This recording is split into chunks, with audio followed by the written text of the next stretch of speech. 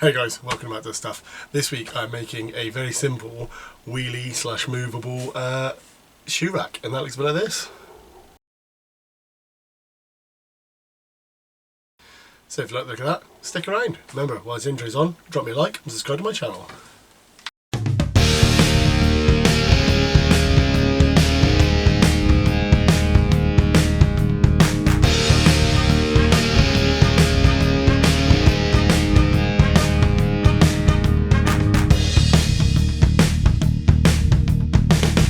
So as always, I'll be going through materials, processes, that sort of thing.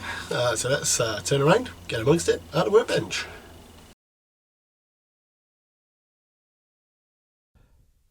For this build, I'm keeping it relatively simple, and I'm using up some offcuts and some wood that I bought from the DIY store, but the uprights or the main supports for the shoe rack are going to be made from CLS, and I got all of those to get all of those lengths together and cut a 45-degree angle on one end, because this is each of the sort of end pieces is going to be a square, but I didn't want any of the end grain showing, so I've gone for a mitre.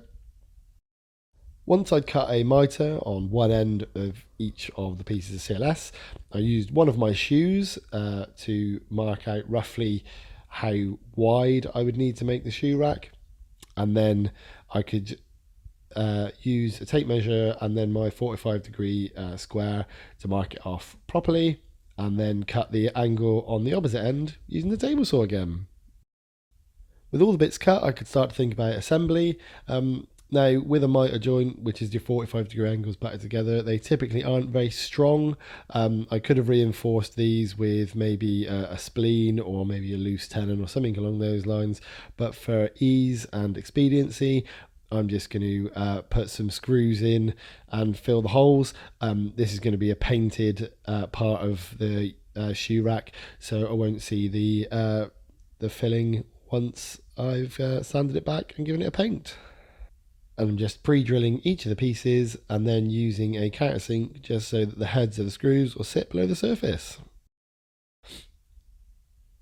With that done, I'm ready to assemble, and I'm just using some wood glue on the joins just to give it a little bit of extra strength, and then screwing the screws home using my square to make sure that I am getting a square.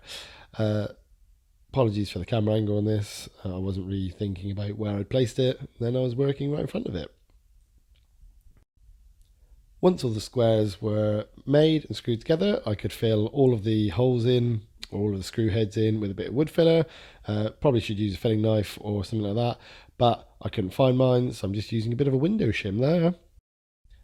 And then once the wood filler was dry, I'd left it a little bit proud so that I could just sand it back using some 120 sandpaper.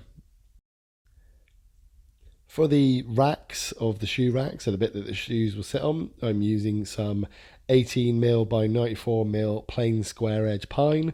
I didn't have any of this in my workshop. I had to go to the DIY shop for this, but luckily this was not too expensive. It is just pine, and had quite a nice grain pattern on it. So I cut this off screen, and I just gave the edges a little bit of a sand up using some sandpaper. And because I wanted to keep this as simple as possible, I'm just going to connect these the racks to the squares using some screws, and to do that I'm just using a bit of CLS turned on edge to work out where the screws are going to go, before using my ruler just to measure and make sure that the screws are sort of evenly spaced along the plank, because they are going to be on show. It'll make it look a bit even, and then I can pre-drill and use my countersink in the same way as I did on the CLS.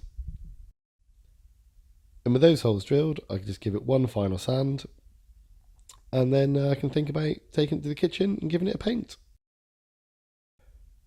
I mentioned in the intro that I was going to make this rolly or wheelie, and to do that I've bought myself some ball bearing casters. I was going to buy some just normal plastic casters, but I didn't really like the look of them, so these are ball bearing casters, and I'll put these on after I have painted.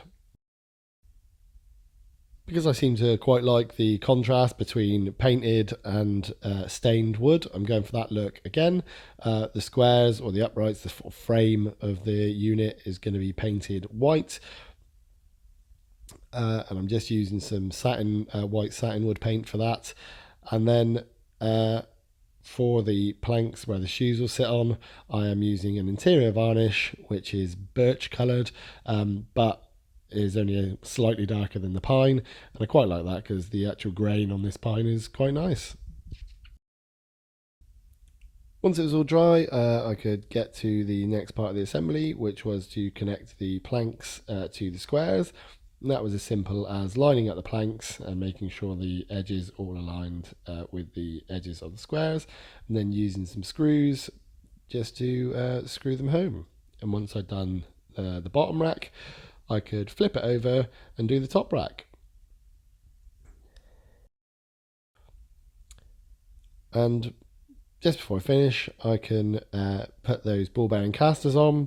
Because I'm storing this under my stairs, allow me to move it around in and out to get my shoes.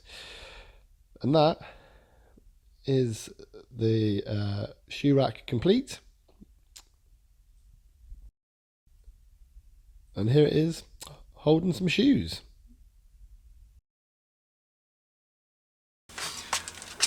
So we have it.